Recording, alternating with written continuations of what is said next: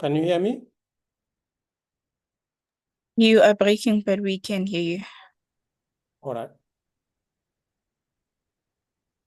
So in her recent work, she led the team that developed a guide aimed to strengthen ethics review of AI health research proposals in Uganda. Additionally, as part of her work, she developed an institutional procedural guidance with a logical process for return of individual research results to participants. These guides can be used by health institutions, research institutions, and several stakeholders, including research ethics committees, researchers, and community advisory board members to make informed ethical decisions in AI, health research, and genomics and genetics research.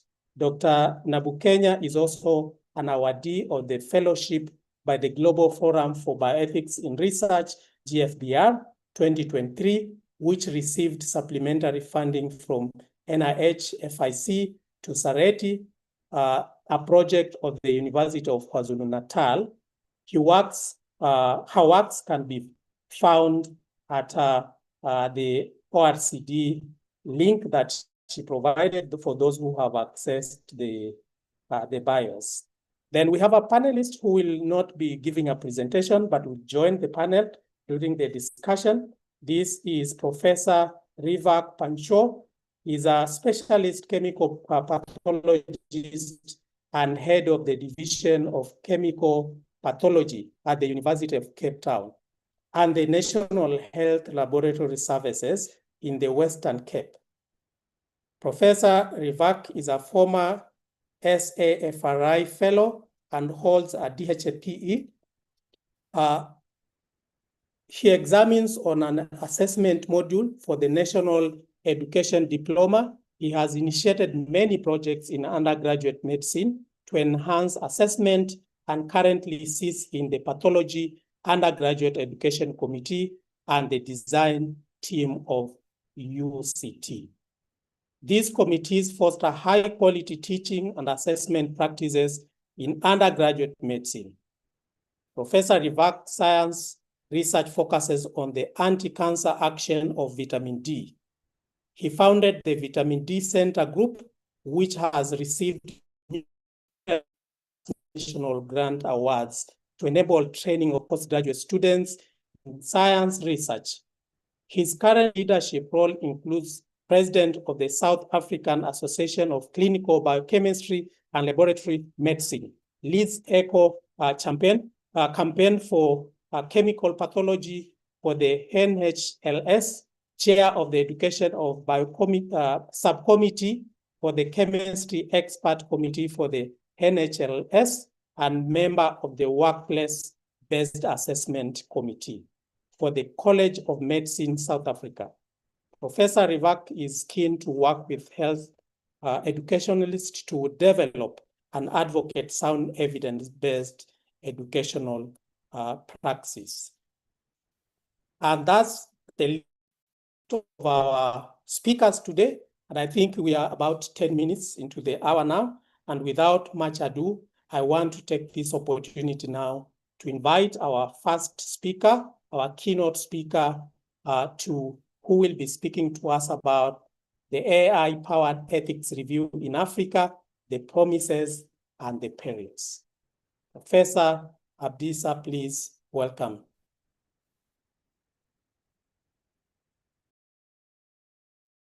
Thank you so much, Dr. Francis and ET Expert. It's a pleasure to have this opportunity to give a talk on this topic.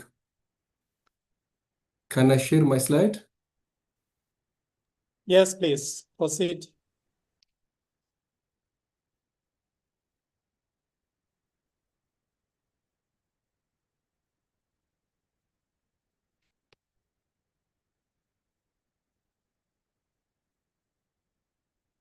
Can you see the slide now? Yes. Excellent. Thank you. Yeah. We are living in a planet which is rapidly changing because of AI and emerging technologies. And it's very important to adapt continuously so that we can keep pace with the transformation. Thanks for the ET expert to organize this important and timely webinar, and I'm honored to be one of the speakers. And I declare that I have no conflict of interest related to my role as a speaker in this webinar. As you all know, ethics committees or IRBs, institutional review boards, play very important role in protecting participants from risk and also ensuring the participants to derive appropriate benefits from their participation. But there are common issues associated with the function of ethics committees, delays in the review process, unpredictability, and inconsistencies in decision making. And all these decision delays are happening without improving the quality of review. And sometimes it slows down scientific advancement and also hinders medical innovations in Africa and low and middle income countries. And the common cause for the delay because of limited institutional funding or staff shortage and overwork load on IRB staff because most of the IRB staffs work as a volunteer in addition to their routine activity, routine duty, because most of the IRB members are also their researchers themselves, so they have limited time, so they struggle to deliver what's expected from them. So this compromise quality and advancement in science and innovation in Africa. A case in point, clinical trials. As you know, Africa is underrepresented in the global clinical trial landscape, and IRB capacity is among the key challenges which affects the continent's greater participation in the landscape, because clinical trial advancement and capacity is really, really important to improve the institutions and scientists in Africa to contribute to improve public health. So it's important to have a technology, a tool that improves the operation of ethics committees. Let me give you a few examples of AI tools which are under development. One example is IRB draft generator. This tool is developed for researchers. It's a tool that empowers researchers. It receives, like for example, hypotheses, inclusion criteria, exclusion criteria, and it brings appropriate literatures and generates proposals in preparation to submit to IRBs. So this is a tool that supports researchers. So if researchers are equipped with this kind of technology, then IRB team, IRB members, and IRB chairperson also need similar kind of tool. There are a number of emerging new tools which are AI driven. Some of the you can see some of them, and there are also many others. So these tools are largely meant to augment the function of ethics committees, not to automate the ethics committees, which is right. For example, if you take a ChatGPT review, it analyzes protocols, consent forms, it supports pre-review, and it actually needs oversight from the IRB members. So most of the tools under development are similar kind of status, and they are under pilot and research investigation. So the opportunities AI brings to ethics committees, to IRBs, they can be used for pre-submission screening to check for completeness, compliance, and very basic ethical issues. And also they can do initial evaluation by indicating high-risk protocols which require human review, and also facilitate decision by providing summaries or highlights of ethical considerations. But still, human reviewers retain the authority for the final decision. This is very, very important. So the benefit of AI, it can facilitate, it can fasten the review process, faster review times, improved consistency, and also reduce workload from IRB staff and reduce staff burnout, which is very, very important. So this will in turn improve the quality of review because ethics committee members focus on the very important task. But the challenge of the AI tools, they have limited domain knowledge. They may lack context-specific expertise. And also the black box problem. We don't know the reasoning behind the process. So this opaque reasoning, unclear reasoning process makes it very hard to verify or check the ethical alignment. And also a cultural and institutional context. The AI tools may not fully account for these local situations. And context specificity is one of the reasons of having IRBs in institutions or localized in given in institutions. For example, so risk-benefit analysis. Risk-benefit analysis is important. So it's not only an analysis, but it's not only competition, but there is behind very complex judgment, nuisance judgment, which is required for the ethics committee to operate. And another challenge is a breach in intellectual property rights. Some of the tools may request to upload the protocols, and this will definitely affect the IP right of the investigators. So it's important to retain human oversight, especially in ethical deliberation requires situational awareness, empathy, and balancing competing moral considerations and an interpretation of very abstract and complex principles, and to make it assessed in a given context. So this kind of situations make it very difficult for AI tools to play the role. So that's why we need to retain the human oversight in the process. And AI cannot fully replicate human qualities like judgment, value-based trade-off. For example, balancing individual interests versus societal benefits. So ethics committees always struggle and deliberate on these kind of issues. So AI tools may not do this, cannot play this kind of role. And another risk is over-reliance. If we provide AI tools for ethics committee, there is a risk that over-reliance on these kind of tools, which may erode ethical skills of the IRB members, which we have to consider.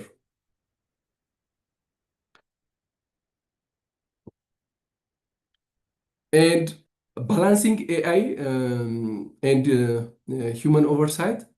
So we have to learn how to play it responsibly, how to use it responsibly. And we have to discuss responsible approach of AI integration in the workflow of the IRBs. AI can be used for routine purpose to support clerical works, low risk tasks to enhance efficiency. That's very important. And the ethics committee members, IRB members, should reserve complex cases for their assessment. And we have to train AI models with domain-specific data to improve reliance. But the challenge is, do we have enough such data to train the AI tools? And even if we have data, even if we train the tools with existing data, there is a risk that we may train the LLMs or the AI with which facilitate perpetuation of historic inequalities. So what kind of data we can provide to the LLM and AI model so that they can play their role adequately? And also ensuring transparency in the AI processing, as I mentioned, the black box problem is something very important. So, as a recommendation, it's very important to develop AI tools tailored to IRB members.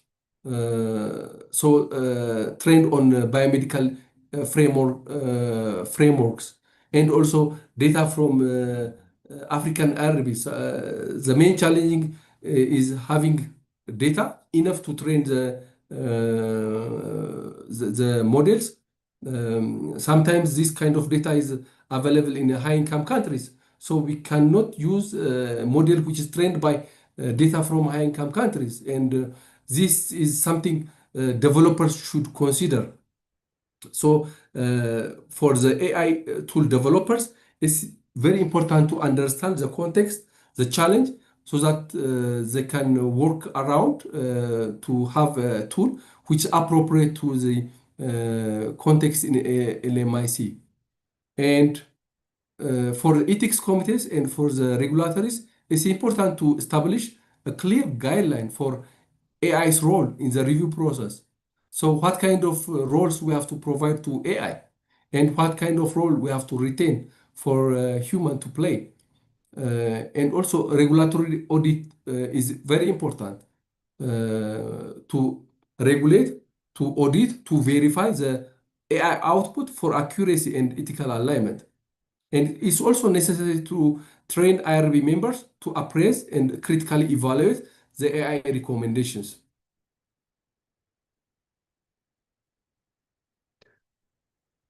I'm happy to share with you, we have a global working group developing ethics, AI ethics practical guide for innovators.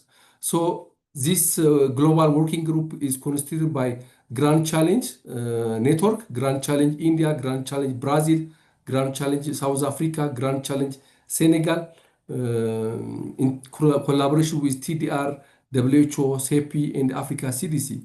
We are working on a scoping review, and we are also organizing a series of webinars to gather input from the global actors and from team in ET expert and a similar kind of initiative in Africa and elsewhere. So we have two tiers, the steering group and expert group. So these groups work together in developing a kind of practical guide for AI innovation. So IRB tools also fall within this scope. So this kind of frameworks will help innovators to consider because AI is a great tool to which may narrow the gap between high and middle income countries. But if we are not playing right, so it may worsen the difference. So it's important to contribute in developing this kind of framework so that AI innovators can develop a tool which are appropriate for low and middle income countries.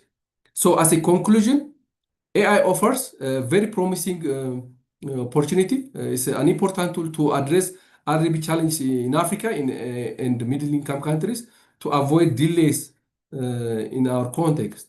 And we have to learn to use it responsibly.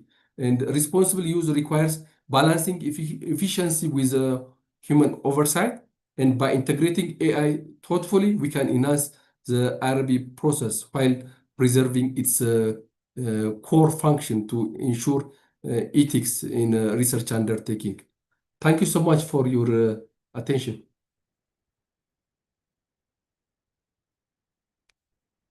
Thank you very much. Thank you very much, Prof. Adisa. This is really wonderful. So very important insights there.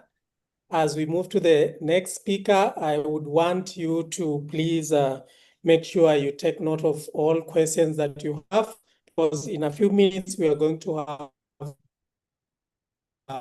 a panel discussion where we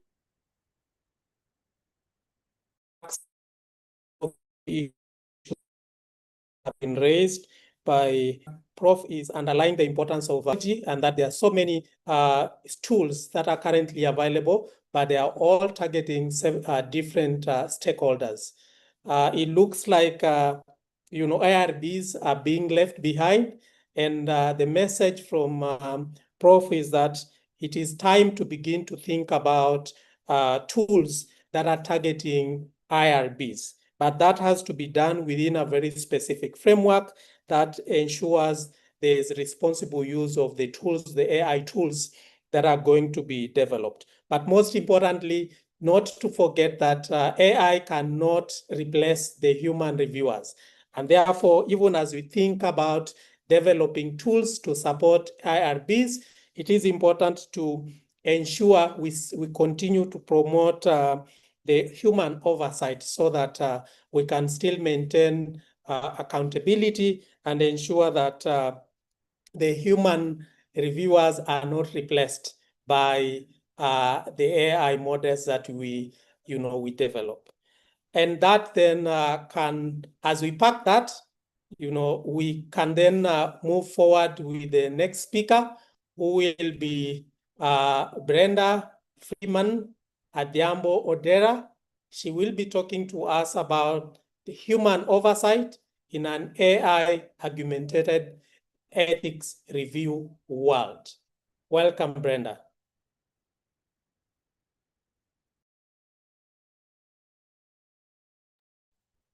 I hope you can all hear me. It's raining here, so I hope I'm audible enough. Kindly confirm. Yes, we can hear you. Okay. Yes. I am audible. Yes, you are. Okay, that's very cool. Thank you, Dr. Adbisa, for just creating the foundation for my presentation. So greetings, everyone. My name is Brenda Adhiambo Odera, as you have all been told. I'm a researcher. I'm obsessed with one big question, which is how ready are we, ethically, legally, and practically, for AI to step into the decision-making spaces that were once fully human. And this brought out my curiosity into my master's degree, where I looked at, is the ethics review process ready for digital autonomy? What that means is, are we ready to use digital platforms for ethics review processing? And obviously now embedding AI, that's a huge, huge thing. And today I want to take you on a journey.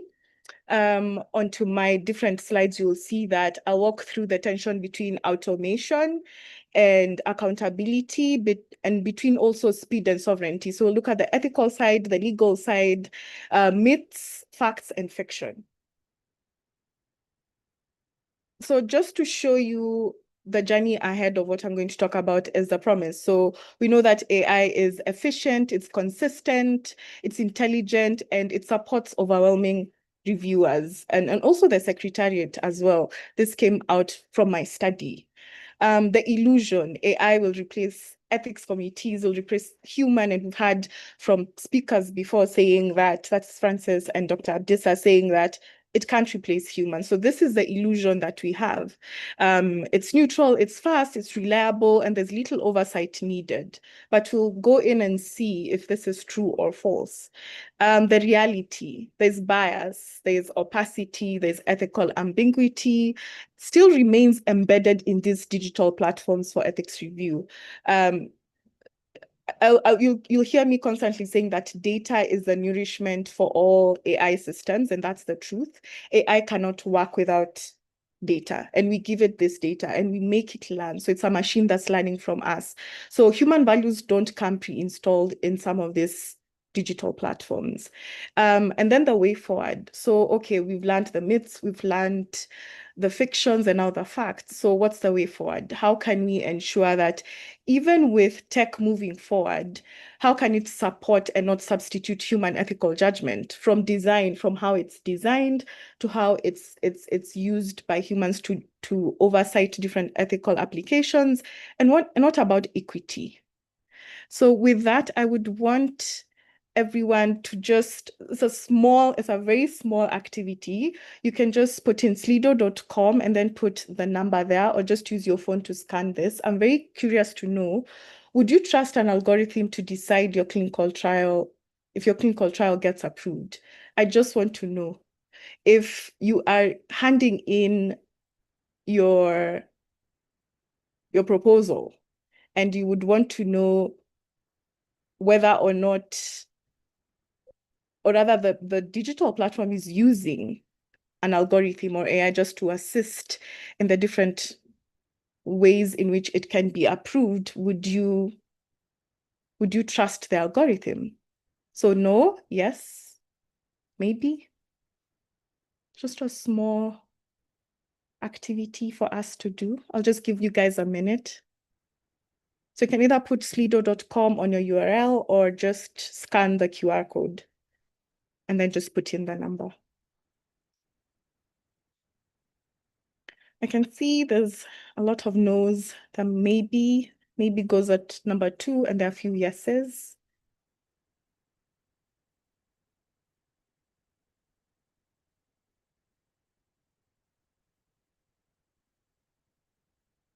Maybe 30 more seconds for guys to interact with the question.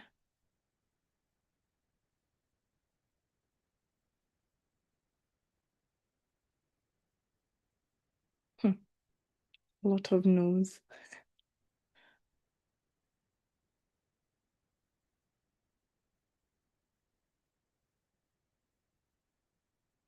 Okay.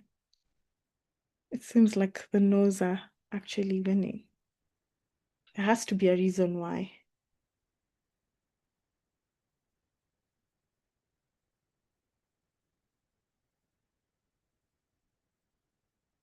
Okay, cool.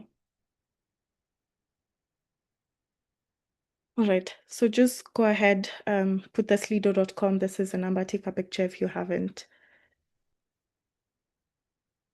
So we'd start with a promise. What exactly does AI offer us in ethics review process? And I repeat, I looked at this in my master's study, just the embedding or just drawing from the digital platforms.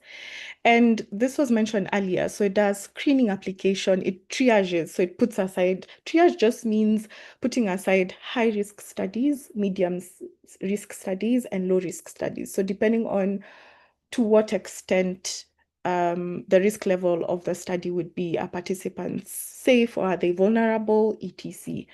So it also checks document completeness. This helps the Secretariat a lot. Secretariat is what many people call the admin or the managing or the governing bodies that ensure that the ethics review workflow reaches to the end where you get your approval letter as a researcher, and also flagging potential ethical concerns. And as we speak, there are very many, or rather, there are not too many, but there are a number of data platforms that actually do this. So I'd want you to see what we have now. I've just tabulated it. So there are different platforms, the regions, the AI stage, and their functions in ethics review. And where does the human oversight come in? So we have, as you can see on the screen, there's some from the US, some from Africa, and there are those that are global. So like, for example, Proofig AI is embedded in some platforms. So it just looks at images. Is this image real? Is it plagiarized, etc.? Some of this platforms also focus on helping the PI actually write the proposal. So it actually helps them write the proposal. Some are used for flagging, others are used for detecting flaws. And you can see on the other side of the table, this AI systems cannot operate without human oversight. There's no way that even if it is triggered, the AI algorithm cannot work without the human oversight. So we have a final reviewer having to look at it. We have researchers having to see, okay, for example, BRANI, the second one, BRANI Protocol Builder helps building a consent form based on what the Secretariat puts in. So the Secretariat puts in, so this is the policy. This is what your consent form would look like. So if you put in your consent form, it flags, okay, so it doesn't have this, this, and this, change it into this, this, and this.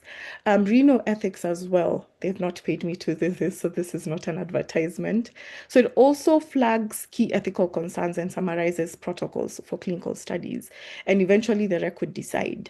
So again, we do have these platforms which are actually assisted by AI, but at the end of the day, human oversight has to be there. It can't work separate.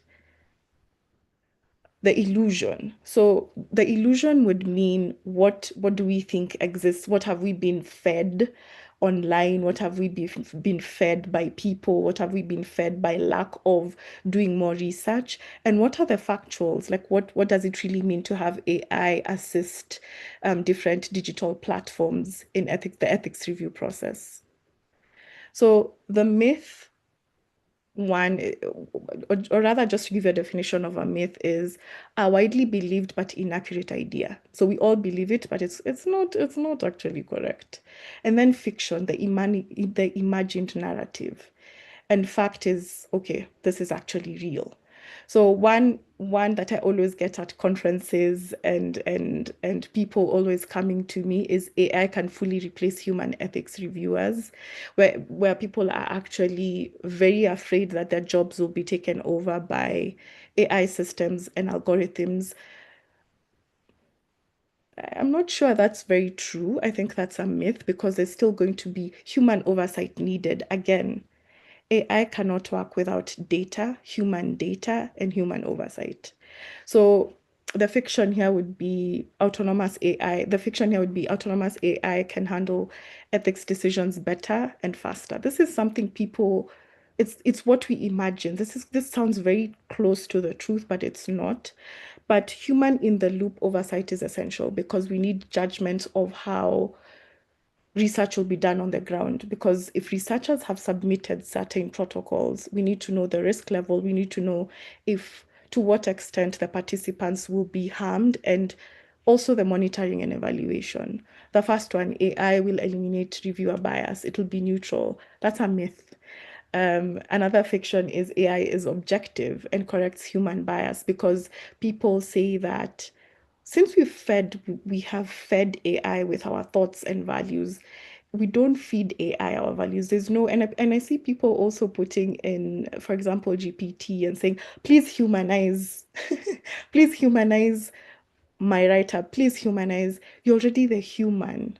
So you can actually just write it up in a way that is actually humanized. There's no way you can humanize a machine, but you can let it learn certain guidelines and certain procedures in which you want your output to look like. So AI inherits existing biases. So we're the ones who give them those biases in design, especially. And fairness risks remain because we are also biased as human beings. So how do we ensure that this doesn't remain a fact while using AI systems? The third one is AI will automatically speed up and improve review quality. We've discussed this with my class. It is a myth, and I will say why. So AI at this juncture, it will speed up and improve review quality, but to what extent? This is not a hard yes. If it's not a hell yeah, then it's a no.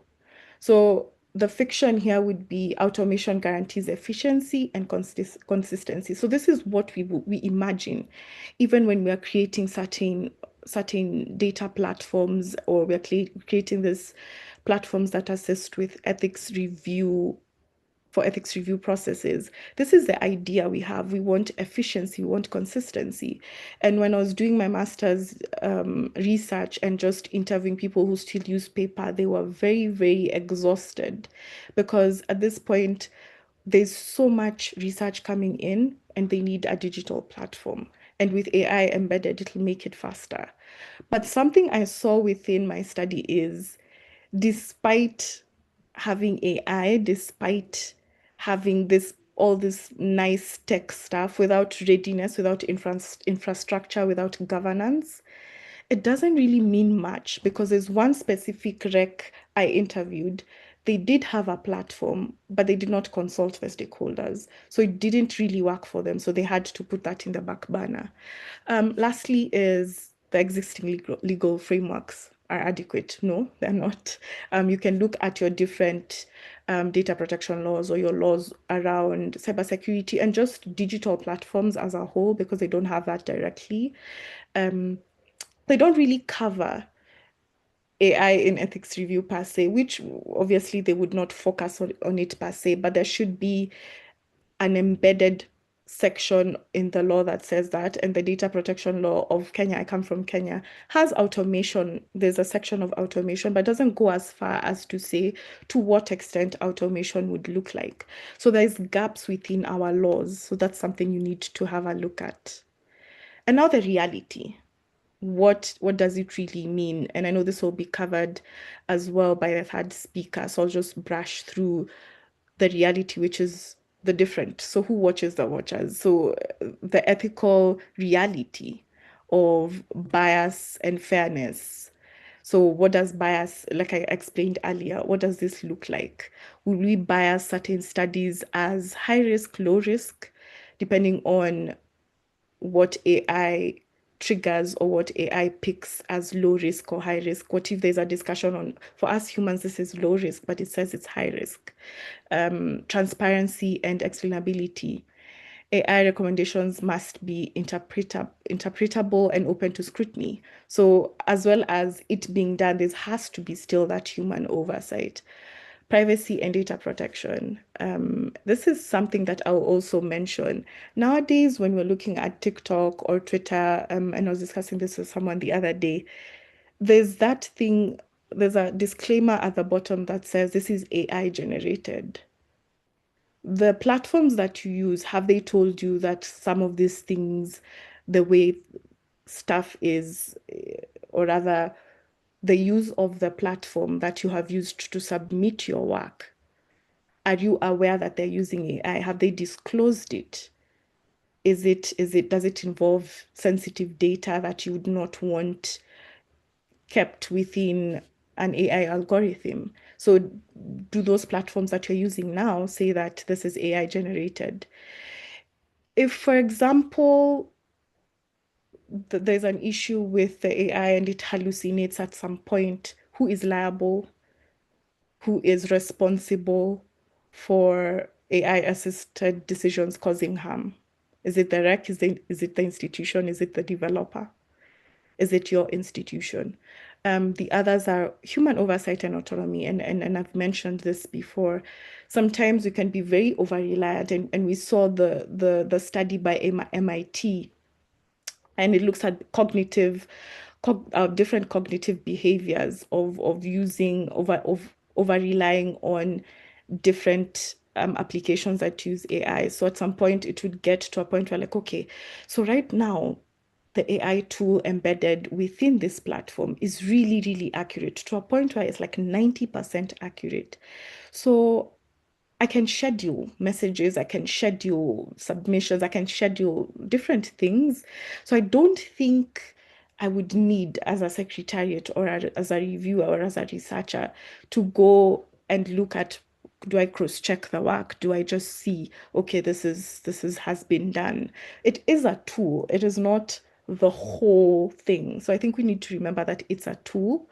We want our cognitive behaviors to still remain ours and to use our brains to the fullest capacity that we need to. So over-reliance can sometimes weaken our ethical deliberations, and we'll see that happening very, very soon. And it's actually happening.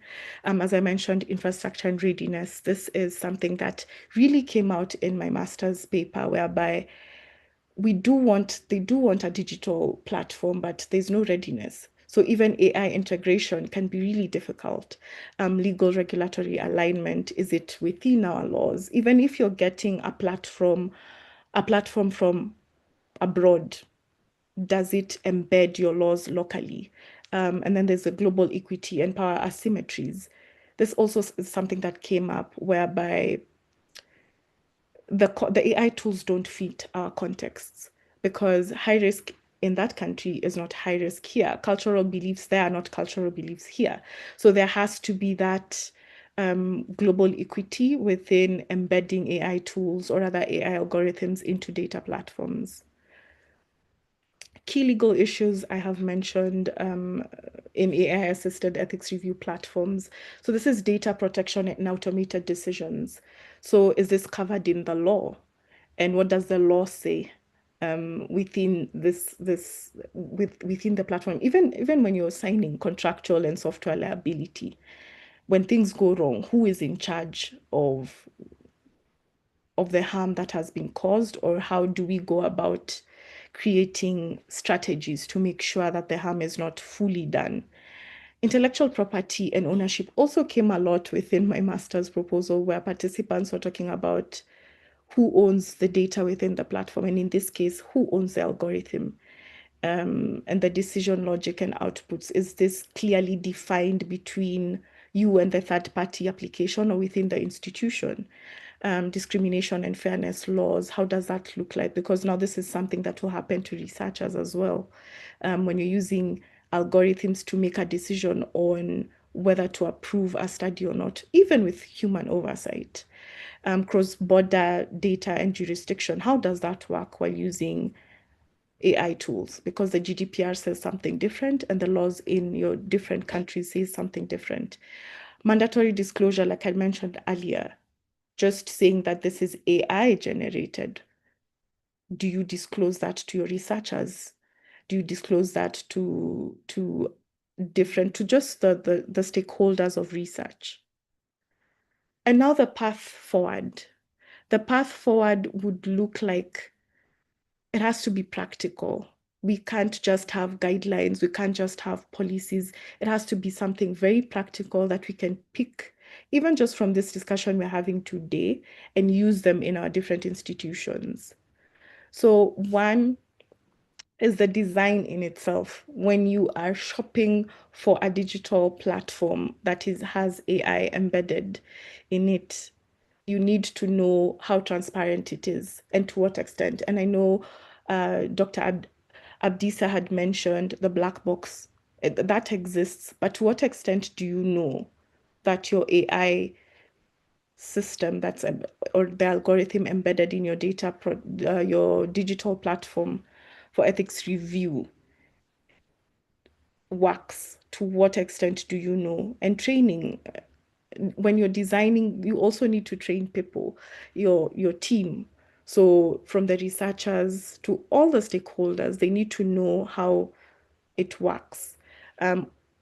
Audit, how do we carry out audits? Is this something that's done regularly? How is the AI tool working within the data platforms? Is it hallucinating, and to what extent can this be discussed? Can we make it learn even better? Because at the end of the day, we're the one giving it data. So whatever it puts out is based on what we give it. Governance, does it align with our SOPs? Does it align with our national laws?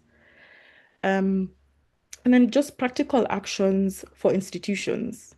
AI readiness. This one I will continuously sing because it came out really strongly while I was doing my focus group discussions. And institutions tend to think that they can just subscribe or make a digital platform with AI embedded in it, and then they train them and then it goes. But if there's no skill, there's no governance, and there's no proper infrastructure, and we can even just talk about something as simple as Wi-Fi. If that is not there, then it doesn't make sense. So just also keeping humans in the loop. So AI advises, reviewers decide. At the end of the day, human oversight is king. We need to have human oversight, even when AI says this is high risk, and you just have a glance and see, okay, this proposal might not be high risk, this might be high risk. So I think we are not marking or checking AI's work. We are ensuring that the data we give it, because it's learning from us, it's learning from what we give it. So it's like practice. Before an Olympian goes and runs a marathon, they have to practice. It's the same thing. Defining accountability. So who answers for AI's errors and recommendations? It's important to know what to do if a mistake is made, and just having strategies as well. Protecting data, this one should be in every digital platform. And then ensuring contextual fit. Tools must have the local realities, because all the tools I have shown in previous slides might not work for my institution, might work for institution. And there's some institutions that do not want AI, to be fair. they would want AI embedded in maybe the triage process, the submission process. So it's important to note that not everything needs AI. It's based on the needs of the institution. Monitoring and improving this tracking performance, so like just auditing ETC, and just ensuring that even under-resourced recs and well-resourced recs are able to have this same ability. And this could be worked on in very different ways within different countries and different counties within your countries. And my parting shot would be the future of ethics review is not AI instead of humans. It's AI with humans. And I keep saying, and I will keep saying this, that data is the nourishment for AI and data comes from us. So there's no way the future of ethics review will function without humans. So my question would be, what kind of future are we designing? One of shared intelligence or silent delegation? So we need to remember that while we're using these different platforms. If you're a developer here, if you're a researcher here, you need to question some of these things. You also need to feel safe with your data as a researcher, and yeah, question some of these things, and even as a rec member, while reviewing some of the different protocols, the proposals you are assigned, it's good to check it's been put in the high risk, low risk, and I'm very aware that my data platform uses AI. So is this correct? Can I see? So don't just give it a tick. Use your human oversight because you're making the algorithm learn because it uses machine learning models. And with that, I am done with my presentation. Thank you for giving me your ear today. Over to you, Francis. Thank you. Thank you very much, Brenda. I think you are really challenging us in terms of our understanding, our current beliefs about AI, the capacities of AI, and most importantly, what AI can do or cannot do. And I really like your presentation around the reality, the facts, and how the challenge current understanding of what AI can do, especially AI can do. Most importantly, how there's a general belief that AI can essentially replace the human reviewers. And what you are saying is that is not possible.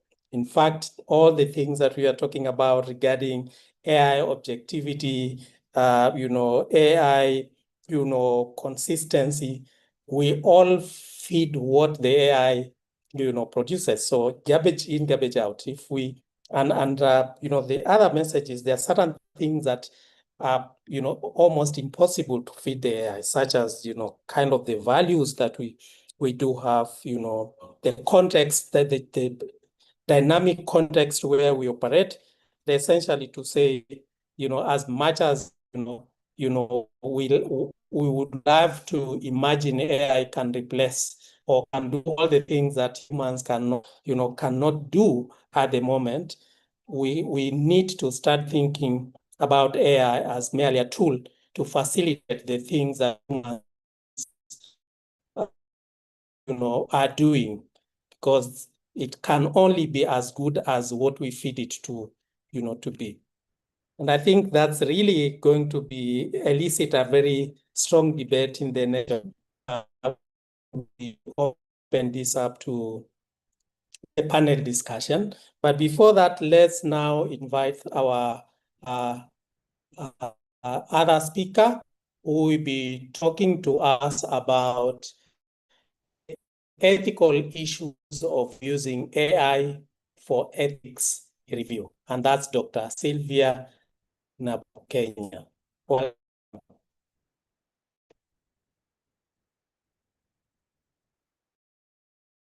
Sylvia, if you can hear me.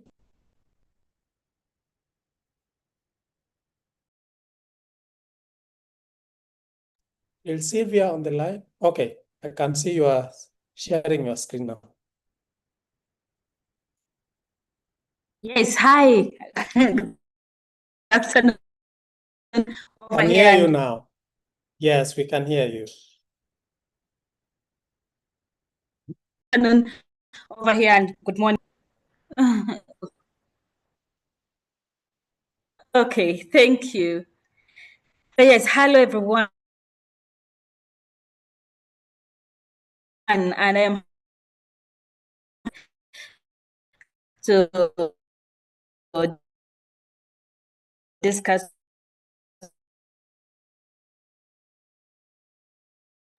You are really breaking, Sylvia. I don't know if that's only on my today. end. My very But you are breaking.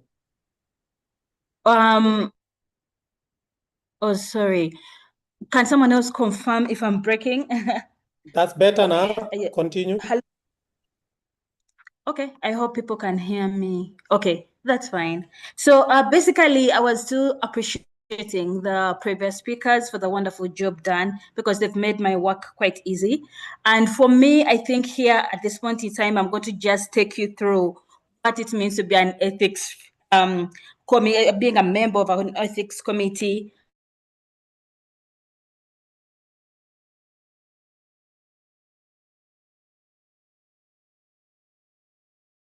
A research ethics committee. So, and then bringing in the concept of reviews, quite a number of research projects as well as students' work. It's a variety because it's a university IRB.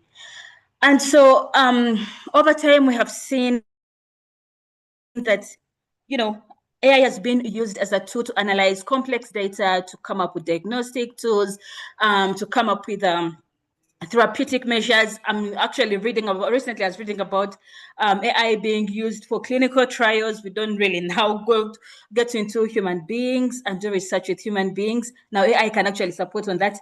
I'm yet to see how that works through. And so with other things that AI is doing currently, I'll have a question about, can AI be used to help make better ethical decisions? And that is something that we're yet to see from my discussion and also following up on other presenters. So just to remind members or even our participants, what is the key role of the ethics committees? So basically, ethics committees are supposed to promote high quality research while protecting the rights, safety, dignity, and well-being of the people who are taking part in research, as well as the communities where they come from. And how is this done? This is just still an overview, just to understand what exactly the IRB will do as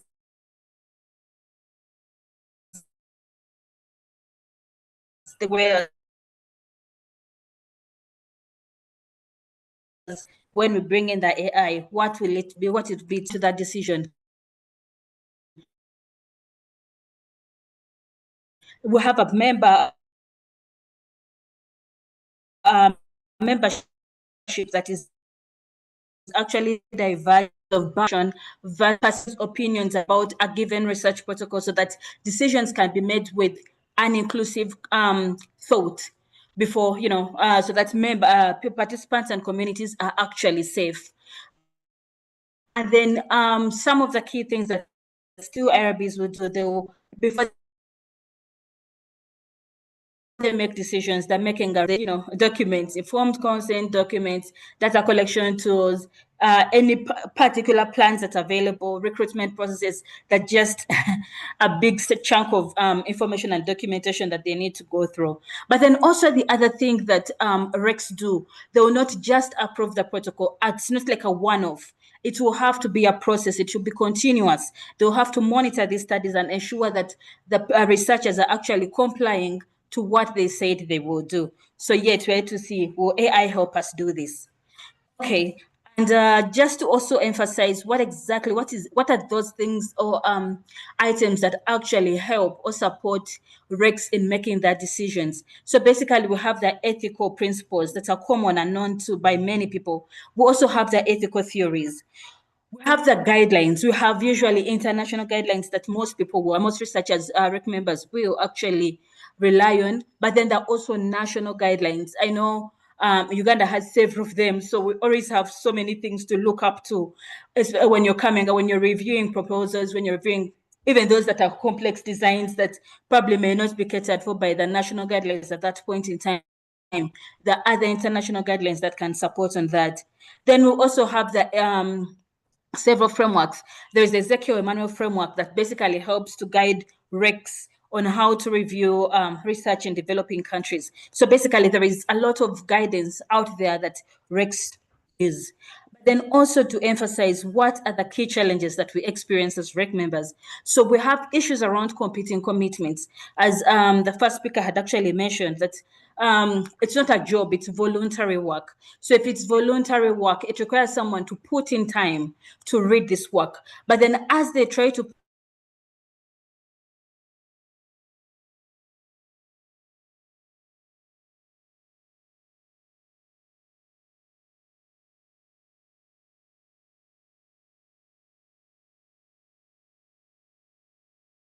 put in time, we just remember that it's so much information that they'll provide. The monies will not be released into your account unless you get clearance from IRB. And so the researchers will put pressures on the REC members who may not actually have ample time to read this work. And then the issues around the complex study designs, with hundreds of pages, we've just talked about that. But also the other key problem and key issue is the ambiguity of the guidelines and the regulations. So these guidelines, sometimes everyone decides to understand or reason given statements as they see them in the guidelines. And so there is a lot of variety and probably inconsistencies of how people interpret the guidelines, say, or what the regulations are kind of advising. But then also the other key component is the culture and the context considerations. It's just important to appreciate that ethics is not universal and the culture norms differ across different settings. It could be in a different, it can be the same country, but in different regions, and the norms and the culture beliefs are different, and all these have to be put into consideration. So now, the other key issue that I would also want to talk about is, I like what Brenda had said, how ready are the REC members up for the speed of getting AI to review these proposals? So we recently conducted a research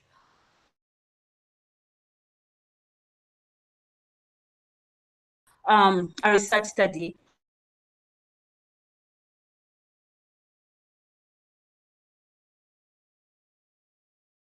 and we're basically wanting to understand what are the currency. And some of them actually recommend misconceptions about ethics because they don't really understand the misconceptions about AI, because they don't really understand what AI is, what AI is not, what AI can do, and what AI cannot do. And so they're still in the boxes of finding out and trying to realize what exactly can we do with AI research proposals. And this actually pulls down, like delays or makes the whole process of obtaining IRB approvals, it makes it longer and less efficient for the reviewer, for the researchers. But then also the most interesting thing that I would like to also talk about is when we had interviews with the secretariat also. So they were supposed to tell us help us understand how exactly do they nominate the primary and the secondary reviewers. And it was amazing to see that they have particular criteria they use for AI-related proposals. They look at the education of an individual, the background, the age, but then most interestingly, they look at the exposure to health technology, knowledge, as well as the age. Now that actually caught our minds to realize that they were saying that some REC members, actually those who are older, tend to have some kind of phobia when reviewing AI-related proposals. They prefer to review the normal, proposals and then leave anything that has technology, digital health, mobile health, AI, they prefer to send them to other people who are younger and exposed to health technology. That was actually a very interesting finding to see that how do we get REC members keeping up with emerging technologies and also kind of trying to help them solve the misconceptions they may have about AI. And just a throwback here is, so with all the process and issues that we've talked about, ethical reviews, how can AI help us with reviewing research proposals. So just one of the examples, it can do automatic scanning. You know, most of the times IRBs have so many requirements. And so AI can just help us understand this consent form lacks A, B, C, D according to the national guidelines. Or there's a particular document that has not been uploaded that needs to be uploaded. You know, it can do that just quick automatic scan. And then also the other key thing is help us identify unethical practices like plagiarism. I know these days it's beautiful to write a proposal using AI because it's faster, it makes your life easier, but that from the student's perspective. But that actually hinders the skills that students have learned or obtained over time. And these days lecturers as well as REC members have to be very, very sharp to understand that this protocol is well written, yes, but it's actually not written by a human being, or it's not written by the student. It is actually written by AI. So AI can actually help us do the check for plagiarism quickly, but then also help us, you know, get those proposals that are being written by AI itself instead of a human being or a student who is actually supposed to utilize the skills they have built over time. But then also the other key issue that we've talked about, the challenges of having very, you know, big, long documents for review. AI could actually help us to, you know, if we can train AI tools to review some small key, you know, some few tasks, take on some few tasks in the whole review process. That can actually help our lives, make REC members' lives a little easier so that they can easily spot that some simple ethical issues and then also propose solutions to research teams. Then thereafter, we can have the human oversight. But then still, while AI can still be used by, you know, throughout the some parts of the review process, we still ask the question, but is it ethically acceptable to use AI this way? So we move on to the ethical issues here. So we have issues of accountability and responsibility. And this is something that the previous speakers have actually emphasized and talked about. But my only question here would be, AI lacks moral reasoning. When we're reviewing AI proposals, the key things we have to put into consideration, especially the moral values of a given population, a given setting. So how do we is this possible to have AI trained to provide moral reasoning? And how can this be done? Or how will we be able to trust what the morals, how the morals of the values that AI could actually propose under the responsibility of what the REC is? But then also the other thing is a bias and fairness. And it's important to know that, yes, AI is trained on historical data, AI is trained on available data, but, you know, things change. What was ethical yesterday may not be ethical tomorrow or today. And so it's just important that the data that is being used to train on these models is actually up to speed, or less we suffer the issues of biased decisions, where some proposals will be rejected simply because that data is not well represented, and it's not actually, that data is not inclusive in the models that were used to build the AI tools. And then also the issue about human judgment and ethical deliberations. So this is something still that Brenda has really, really talked about very well. And the issues about, what I just need to emphasize here is that ethical decisions require justification. Most of the times we don't review research proposals as in a consistent manner, in a tick box manner. We give reason to why some decisions and suggestions are made. The high risk studies that we may accept, like CHIMS, everyone would think about controlled human infections protocols as very high risks, with also so many ethical issues associated to them, but they have actually been approved by RECs to be done and conducted among healthy individuals. But why do they make these decisions? Is this something that AI can, you know, justify as to why a CHIMS protocol can actually go on and be implemented without, you know, that particular justification? And that's why it's very important to know that if we're making ethical decisions, because RECs will not just review, but they have to make the ethical decisions at the end. Are they justifiable? And remember, one of the key things that we look out for is, if AI is to make decisions on behalf of the research ethics committees, what are the values? What are the particular values that it relied on, and how is it able to explain the feedback that it gives? So we give question marks there, that do we really need to do AI? Do we really need to utilize the AI tools to review these proposals? The other key thing is standardization and context. So as we know that AI could be beautiful in a way of enforcing consistency, because usually it's not very nice when researchers have to submit a similar protocol to one IRB and then submit a protocol to one IRB and then a similar one to another IRB, and they come out with kind of inconsistent feedback. It's not very amusing to the researchers responding to these comments. But the question will be, if AI is used to do the standardization and the consistency, it will ask questions about these particular ethical decisions. What were they based on to make this, to make the decisions? In terms of standardization and context sensitivity, we appreciate the fact that different protocols present different study designs, and so the different and also are happening in different populations. And so the culture norms and the local context is very, very important to matter. And also assessment of vulnerability is one thing that we need to emphasize on. It may not be very easy to realize that also researchers are vulnerable when it gets to collaborative research, whether north-south or south-south, or it's different when we get into vulnerability and also unpackage that.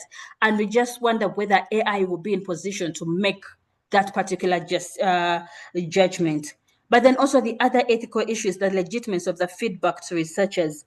So one of the things that we look out for, and one of the things that have been discussed over and over again about AI, is trusting AI to make decisions for us. But then this time around, we're asking questions of can we even trust AI to make ethical decisions, for our work, given that some of the times we are not so sure that actually it understands the protocol very well, because they're also unique in nature. But then also the legitimacy of this feedback. Researchers may ask or ponder about questions around privacy and confidentiality. Sometimes researchers will present information, their preliminary results that have not been published, and they're not so sure how far that information can be shared around. When using AI, you can't really know who is on the back end. So it's something that they would fear or trust, that they would fear that the information that they're providing, or the information they provided in their proposals, is not going to be, it may not be used by someone else. It's actually going to be confidential. But while you're trying to think it will be confidential, it is just, it's not a human being that is going to acknowledge that they have to keep this information confidential. But the key word here is, will researchers trust the feedback that has been given to them based on based on the AI reviews? And just before we move on, and also talking about the readiness of our research ethics committee. So we recently also did another study, a study here, where we actually, when we realized, this was in 2023, when we realized that actually most of the recs were grappling about what is AI and what can we do with AI? What are the ethical issues we need to look out for? And how can we build onto this, this move that is actually trying to improve our services, health and the health sector? And these are some of the key considerations that we came up with. But interestingly, this particular, now that we're doing AI for other research projects, I'm now thinking about it and twisting it in a way that, how do we utilize AI for ethical review? Should we actually also think about how AI can support RECs to promote social value and equity? Basically here, can AI help the REC members ascertain who will benefit from this research? What are the risks involved? How will the community, what benefits the community or the research participants will receive?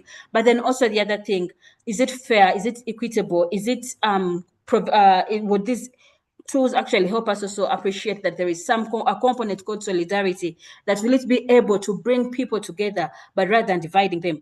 And then also the other key thing is, can AI help us design? Can AI be designed in a way that ensures participants' safety and autonomy? We've had issues around informed consent. And the informed consent issues here are, when we're using secondary data, who actually gives permission to use this data. There's so many AI modelers who are using open source data, but in this open source data, who was actually responsible with giving approval or giving consent that that data can be used by different third parties that they are not aware of. And the other issue is the other common issue is mining data from social media platforms.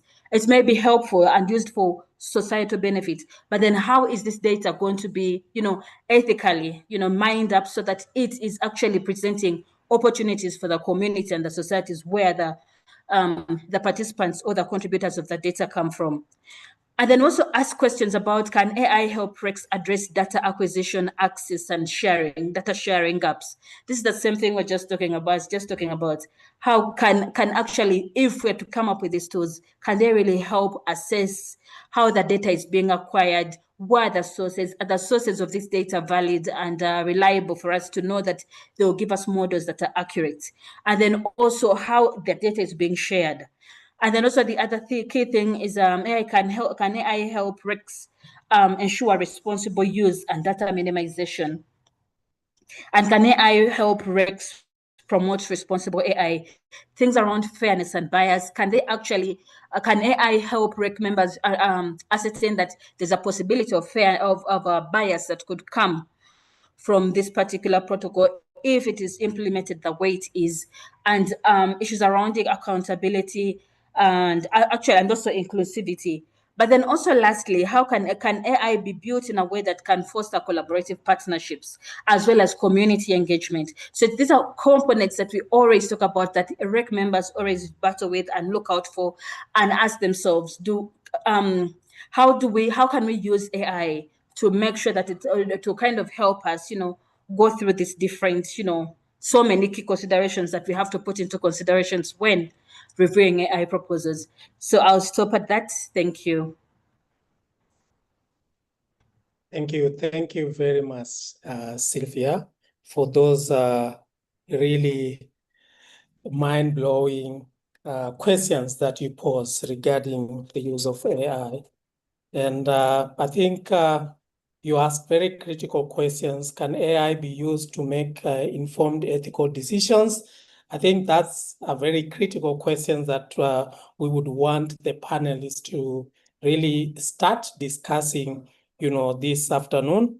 You appreciated the fact that research ethics committees face multiple challenges, and you highlighted some of the challenges, but you posed very critical questions around where, how ready are research ethics committees, in terms of using AI responsibly. You noted that there's phobia in reviewing AI-related, technology proposals, but then you questioned how RECs can keep up with the emerging technologies. You questioned on how AI can help in, for example, utilizing or addressing some of the common challenges that AI, or human reviewers face at the moment. And I really liked the issues that you proposed around accountability, bias and fairness, human judgment and ethical deliberations, standardization versus context sensitivity, legitimacy of feedback to researchers, and ethical reasoning and justifications. So you covered quite a bit of, issues around what are the reflections or key reflections that we want to, discuss around this particular area. And I think with that, now we want to open up these discussions to our panelists. And I now want all the panelists to unmute their cameras so we can start looking at some of the issues that have been posed. And I want to start off with some of the questions that have been posted here on the chat. First one from Rosa, I think Rosa Segaye Aga. And I want to read verbatim. The first two discussions, let me see. The first two discussions highlighted risk of using AI for ethics review, data protection, breaches, loss of social cultural text, and black box decision-making. Yet, in Africa, LMIC's existing RECs guidelines offers zero framework for ethical reviewing AI in health research. This blocks us from developing transparent, context-aware, African-led AI models that could solve those very risks. Where in the regulatory deadlock, global AI tools are distrusted for good reasons, but we cannot build or validate local alternatives without ethical clearance that's delayed or denied because guidelines predate AI. Questions to the key speakers.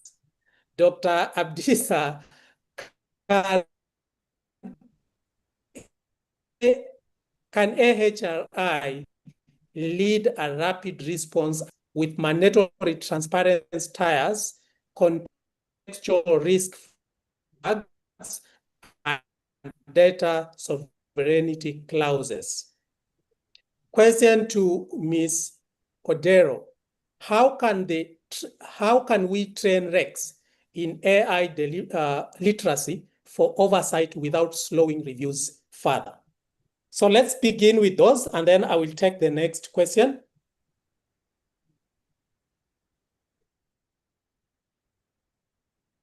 Thank you so much. First of all, I really appreciate the fellow panelists, Dr. Silva and Dr. Brenda. I learned a lot. Thanks for the ET expert for catalyzing this kind of conversation. Is really important. We're at early stage of discussion in rolling out AI to enhance our performance in ethics review. So Dr. Rosa's question in relation to framework for AI ethics review in Africa. Yes, that's true. We don't have very clear framework for AI-driven innovations by ethics committees. So there are global efforts, including, I know some efforts, including by WHO to produce a kind of guideline for ethics committees for IRBs to review AI-driven innovation. So generally, the fundamental principles of ethics are still there, but there are new emerging issues because of AI, the privacy, the ownership of our algorithm, and bias and this kind of thing. So that's the reason we're having a global working group to produce a practical guide for innovators, because ethics committee members are not familiar about AI and ICT things. Majority of IRB members are from public health, from medical discipline. So the practical guides for IRB will be more of a general. The AI innovators rather know the details. So we have to empower and we have to train the innovators so that they can respond to the situation. We conducted a small survey among the innovators, AI innovators, and majority of them mentioned that they don't have any formal training on ethics. And majority of them are from new disciplines. So it's important to have a framework for innovators so that they can contribute, so that AI innovators and ethics committees can talk to each other, can understand to each other. They can communicate easily so that they can work in collaboration to produce appropriate AI-driven innovation, which is very, very important. Just to give one example, thanks Sylvia, thanks Brenda again. You mentioned how ready are we to enroll AI? So it depends. It's a good question. It depends on which institution, which country. Some of the institutions in Africa, they do have a very good IRB, high quality historic data. So we can start from those kind of institutions to train, to equip the AI models so that they can serve the purpose in Africa. Most of the innovations are from high-income countries. So the dilemma is, okay, they have algorithm bias because they are trained based on the high-income countries' data. Okay, Then we'll bring and train the algorithm with Africa data. Then ownership issue will crop up again. So where to balance? So we have to navigate all these kind of ethical issues so that we can make progress. Thanks. Over to you, Francis. Thank you, Prof. Brenda, I don't know if you can still remember your question. Yes, I wrote it. Let's keep our responses short because we want to cover all the questions that the participants have posted. Okay, cool. My question is, how do we train RECs in AI literacy for oversight without slowing reviews further? I've been asked this question before. The one that I just go straight into is embedding training into the tools themselves. And this would mean if the answer within the digital platform system says high risk. So there you can ask a question within the embedded system. Why has this been flagged? Plain language, summary of decisions, there's an audit trail. So it already, it's embedding the training into the tools themselves. So it gives the REC members a form of learning by doing. And this really, I've seen and the RECs that I've consulted so far really like this because there's AI side with comments and not separate manual. So you're given a whole manual to read and say, so this is how it works. This is why it was flagged, you know. The other is delivering micro-learning, not workshops, because sometimes it can be so much content by having to go to a physical place and learn and get trained. So with this, the different ways AI tools can be embedded, and I won't speak from a computer science perspective, it would be something like a module that you go through within, and the different platforms that have this already embedded. So it has short scenario-based videos or interactive guides just within the platform. So this is one way you could do. The third I can think of is focusing on the judgment and not the algorithm. And we said, and the third speaker had mentioned about justification. Ethics comes with some form of justification. So they don't really need to know how the algorithm works, but they need to know what data trained this tool, who's accountable if this decision is wrong, and what bias might this recommendation carry. So I think those are the three ways we could train without slowing down. So just embedding some of these trainings, the micro trainings, and just having embedded training tools themselves. So you've said it's high risk, why? So it gives you that small box of why it's high risk. And then you can actually interact as the reviewer, you can interact with the said platform. Over to you, Francis. Thank you, Brenda. I'm really keen to cover the questions that have been posted, and what I'm going to do is I'm going to ask the two speakers or panelists who have not responded to the first two questions to take each of these questions. So I will first pose the first questions to Professor Rivak, and then the second one will go to Sylvia. So, and then the rest of the speakers can chip in if they need to. So the first question will be, in the spirit and principle of transparency, that is anti-black box, can AI tools developers for IRB reviews claim proprietary rights and refuse to diverge how the tool is operating? Should we also insist on visibility of the data the AI tool got trained on? If not, how can we rule out bias that could be embedded in the tool? So I'm sure you have access to the question, Prof. Rivak. Please read that and then respond. And then Sylvia, after Professor Rivak, please respond to the question that talks to how safe are research proposals when reviewers use AI tools to assist in their evaluations. I also wonder if there is a closed AI system available that is secure and powerful enough to review such sensitive information safely without exposing the proposals prematurely? All right, so let's do those two questions and then we go to the next two. And then we will be winding up.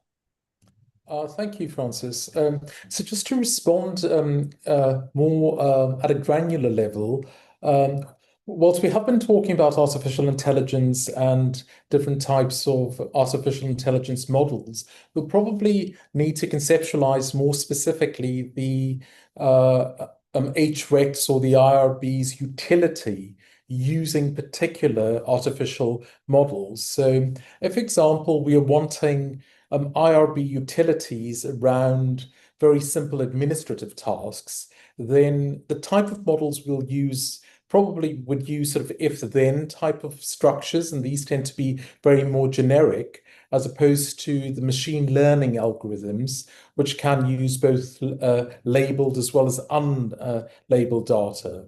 So if we consider that as we progress on to perhaps more deep learning strategies, so these are models which start to use more convolutional neural networks and sort of mimic how we sort of think, to sort of the larger language models that we see, for example, in ChatGPT. Each of these will provide us with different contextual utilities for an IRB. So by way of transparency, I think if we are using if-then rules, if we're using machine learning data that's using labeled data, so that's supervised training, that type of data will be very transparent because we will have to label it, we'll have to adjudicate it appropriately. However, I think when we speak of the black boxing effect, this is where we are using neural networks, and certainly the explication of how the algorithm is arriving at a decision certainly affords practical utility, because applicants will need to respond to the IRB feedback outcomes. The way the black box has considered and extracted features becomes quite important. And we've had the speakers talk to different contextual variables. And this would certainly need to be considered within different contexts, because the machine learning algorithms then may extract features that may not be as relevant. So I think the sort of the key points there then are looking at IRB utility and looking at the specific artificial intelligence models that we're using, but certainly transparency in the context of deep learning models that will have to be looked at very carefully. Certainly, if one is wanting to uphold the core ethical principles, for example, of the Belmont Report, and most of the other key principles that guide how health ethics committees run. And this then also relates to the actual data itself, because certainly if we are using label data, then in the context of machine learning supervised, then we are going to achieve classification or regression type of functions. And for that, then the data transparency will have to be quite complete.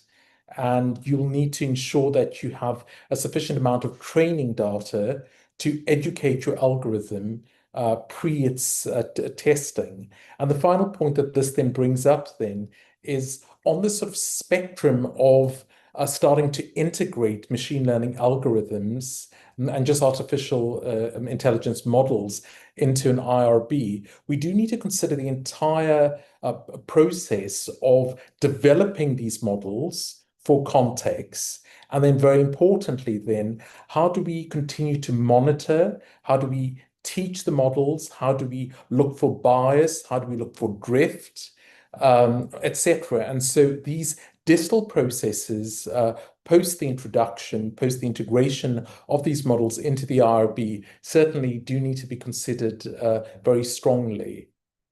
Thank you. Thank you, Prof. Thank you very much for that enlightening response. Sylvia. Yes, great. So my question was quite simple. how safe are research proposals when reviewers use AI tools to assist their evaluations. And one of the key things that I talked about here earlier on is the questions about REC members even trusting the systems they're using. But the key thing here is I'm happy that someone actually is expressing fears that they feel that their work may not be safe.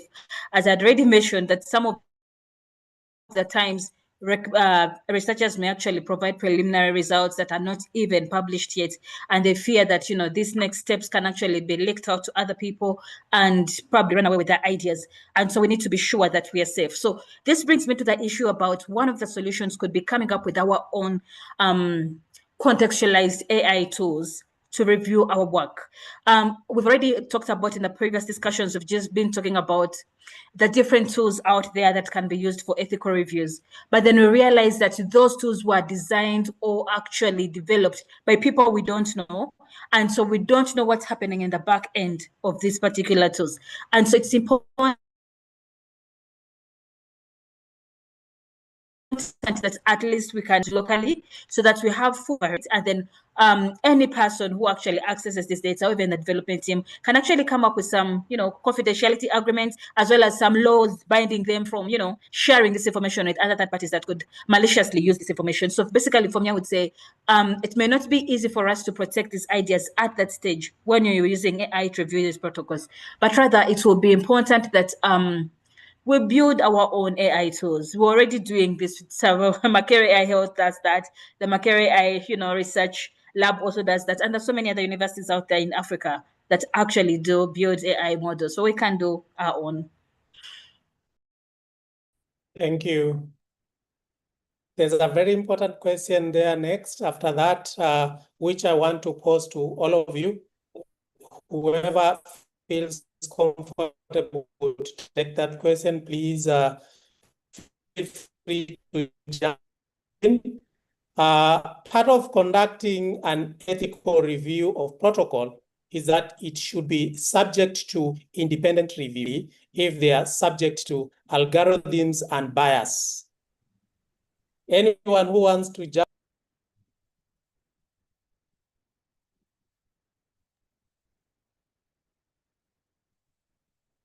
Anyone? Any of the panelists?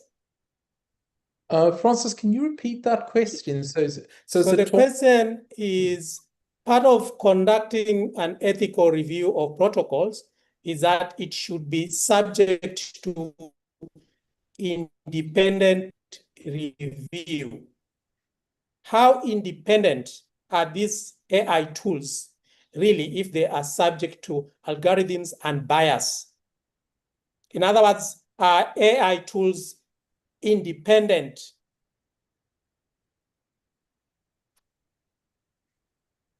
If they depend on the input of human reviewers, and we have said we transfer our biases to the AI tools, how independent are they? That is the question.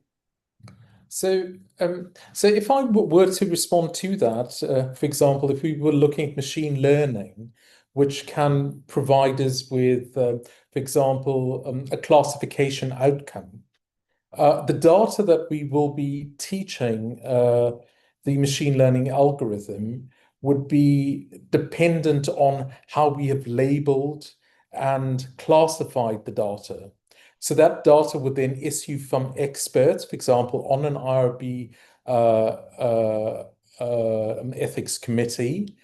So it would then reflect how human beings are thinking about the problem and what they have consensually come up with. So that sort of bias then is not so much biased, but it's how we have chosen to attach a meaning and a validity to the data set. So this sort of goes back to a theme that's been recurrent through these topics. And I think, Francis, you'd mentioned garbage in and garbage out. And I think it probably just talks to the notion of how we are going about establishing authentic, contextually relevant data sets and how those have been labeled in the context of machine learning algorithms. That will obviously be very different if we were to use deep learning strategies. So I think here we'd have to consider once again the utility. So if we were wanting just simply a classification or maybe a regression outcome from the ethics board, then those particular tasks can lend themselves quite neatly to label data sets, and that then will appropriately align with the consensus input from human expert IRBs. So that certainly wouldn't introduce an incredible amount of bias. However, as I mentioned before, it's important to see these algorithms not as a cross point, but rather continuous development. So whilst we train the algorithms, we also test the algorithms. So we can then assess how well the algorithms are performing. And there are various types of parameters when we are testing machine learning algorithms that we can then assess, for example, how do they perform on accuracy parameters. So we can get an overall sense of differential performing algorithms. And we can then further retrain and develop the algorithms even better. And once we deploy the algorithms, it doesn't stop there either. These algorithms are continuously monitored for shifts and biases, etc. So I think it's quite important to reconceptualize the use of AI in the context of IRB, as in other contexts, as a continuous flow and development of an algorithm. So it's not something that's developed and that's it. It's very much improved and continuously improved based on its objective performance in its context. And I think that certainly can enhance its overall utility within the context of IRB and lends itself to continuous type of improvement.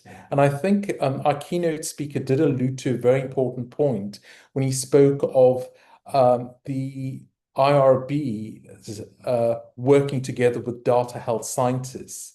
And I think that that's actually quite critical, because I know in our field in pathology, where we've tried to develop these types of algorithms to help support our interpretation of blood tests in our context, we've specifically reached out to data scientists who have very good knowledge of how these different models are used, and there are various types of different models, and which ones can best talk to the utility that we are wanting. And they then advise us on how to establish data sets, how to train the algorithms, how to improve them, how to develop test and training data sets, etc. So the processes around the artificial intelligence is very more complicated. And I think that for IRBs to take forward in a very practical way the implementation of algorithms within the routine IRB structure, we will need to look to data scientists to support us with key core educational principles to try and develop algorithms, evaluate algorithms, and then continuously try to improve them. Thanks, Francis. Thank you very much, Prof. Now, ladies and gentlemen, we really have to really bring this to an end. There are so many questions that have been posted, and I would really appreciate if the speakers, the panelists would take some time, even as we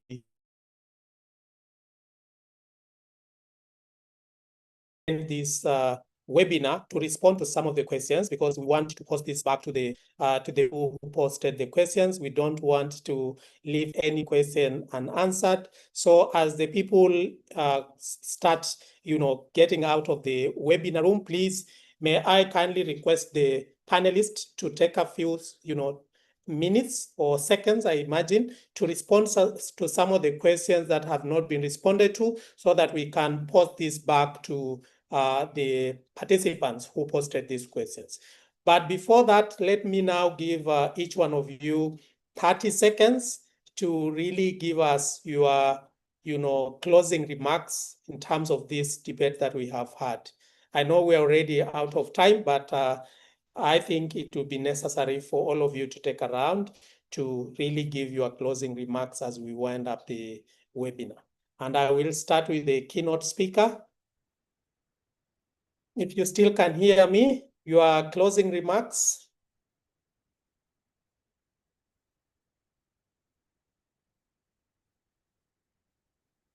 You're muted.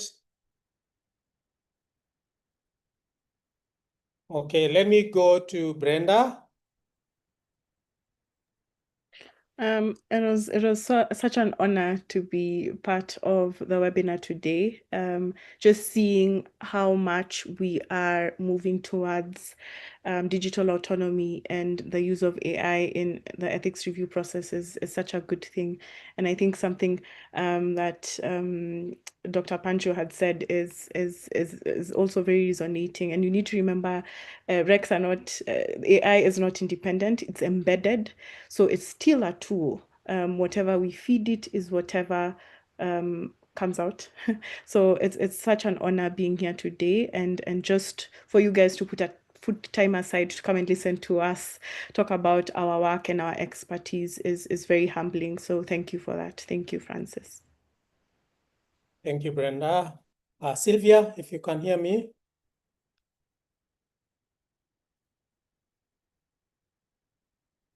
Sylvia. All right. Professor Rivak, your closing remarks. Thank you, Francis, for the invite. Thank you to everyone for attending. I hope you've found the session useful. I think the speakers today have addressed many core areas around the topic of ethics and IRB, the potential pitfalls and ways in which one can try and redress or keep open about how we're going to take this forward. I think this certainly is a very exciting field, and I see it continuously iterated in health sciences, certainly within our pathology fields as well. I think in many ways, there are probably more unanswered questions at this stage. I think also going through the various types of evidence-based literature on the topic, it seems to be very patchy and fragmented.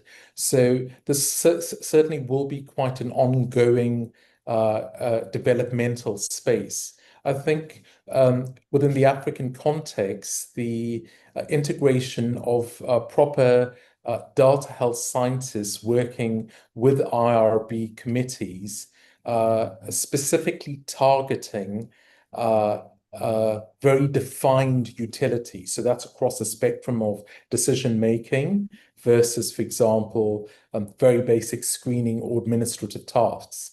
I think that as we start to clarify this, this is going to become a very promising area for improving potentially both accuracy and overall administrative efficiency for IRB committees.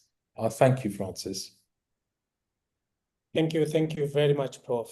Our keynote speaker has had to jump off to another meeting. I was trying to reach out to Sylvia as well. I'm not sure if she's still connected. Sylvia, are you connected now?